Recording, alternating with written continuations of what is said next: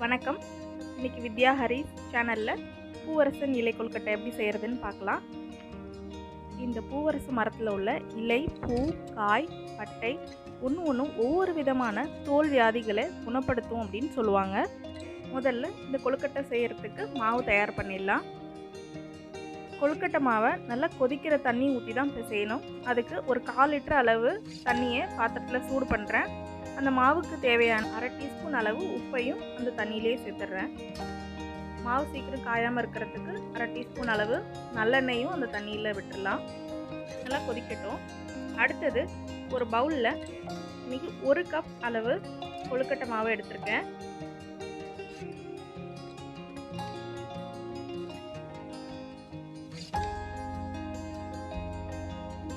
தண்ணி நல்லா கொதிச்சிட்ருக்கு. இந்த ஸ்டேஜில் கொஞ்சம் கொஞ்சமாக இந்த கொதிக்கிற தண்ணியை மாவில் சேர்த்து ஒரு ஸ்பூனால் கிளறி விடணும்.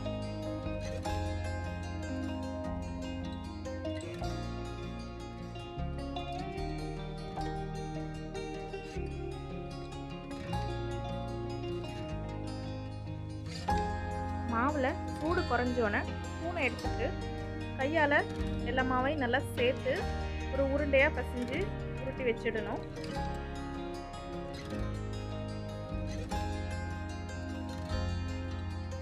அவ்வளோதான், மாவு ரெடி. இதை மூடி வச்சுட்டு அடுத்து இதுக்குள்ளே வைக்கிற பூரணம் எப்படி செய்கிறதுன்னு பார்க்கலாம். அதுக்கு 1 கப் அளவு தேங்காய் துருவலை எடுத்திருக்கேன். 1/2 கப் அளவு பொடிச்ச வெல்லம், அதையும் இந்த தேங்காய் துருவலோட சேர்த்துடலாம்.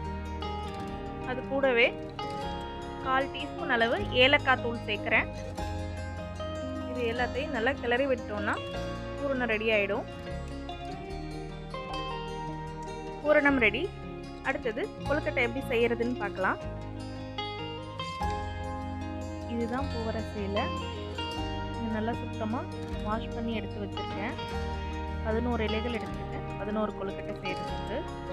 இது நல்லா ஈரம் இல்லாமல் ஒரு துணியால் தொடச்சி வச்சு எடுத்து வச்சிடலாம்.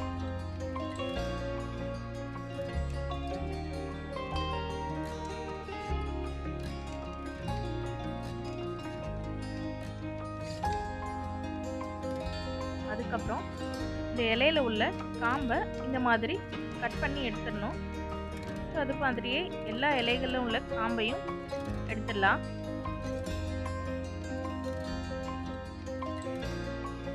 அதுக்கப்புறம் கொழுக்கட்டை மாவை எடுத்து ஒரு நெல்லிக்காய் சைஸ் அளவு உருண்டையாக உருட்டி எடுத்துக்கணும்.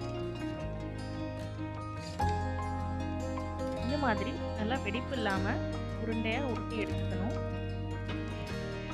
அடுத்தது பூவரச இலையை ஒர்க் ஏரியாவில் அல்லது ஒரு தட்டு மேலே வச்சு அதோட மேல் பக்கத்தில் நல்லெண்ணெய் அப்ளை பண்ணுறேன்.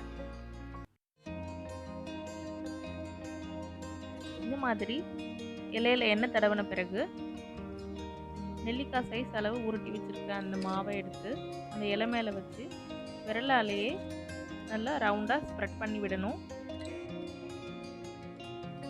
அடுத்தது நம்ம ரெடி பண்ண தேங்காய் பூரணத்தை இதில் வச்சிடலாம்.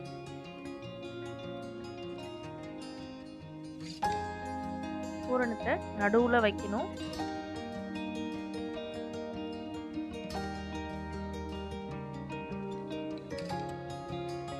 அப்புறம் மெதுவாக 2 கையாலையும் அந்த இலையை எடுத்து பூரணம் உதிராமல் இருக்கிறதுக்கு லைட்டாக அந்த பூரணத்தை அமுத்தி விட்டுட்டு இலையை மடக்கணும். ஹோல் பண்ணுற மாதிரி மடக்கி அந்த ஓரப்பகுதியில் உள்ள அந்த மாவு 2 பக்கத்தில் உள்ள அந்த மாவு ரெண்டையும் அப்படியே ஒட்டுற மாதிரி ப்ரெஸ் பண்ணி விட வேண்டியது தான்.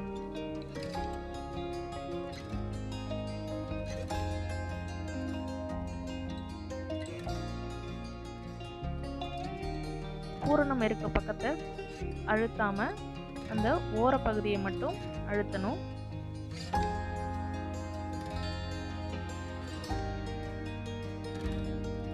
பார்க்குறதுக்கு இந்த மாதிரி தான் இருக்கும்.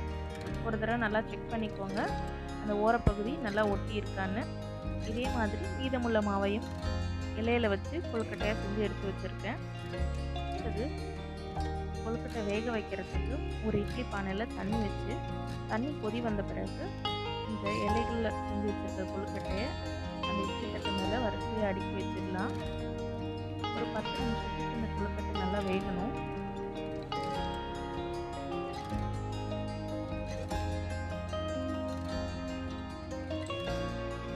பாருங்க, கொழுக்கட்டை நல்லா வெந்திருக்கு.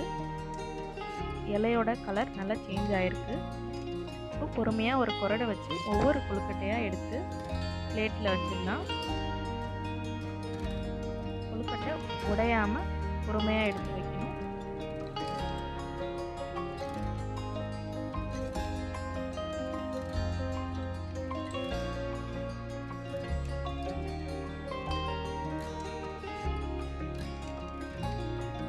கொழுக்கட்டை வெந்ததுக்கப்புறம் உலர பாருங்கள் எப்படி இருக்குன்னு.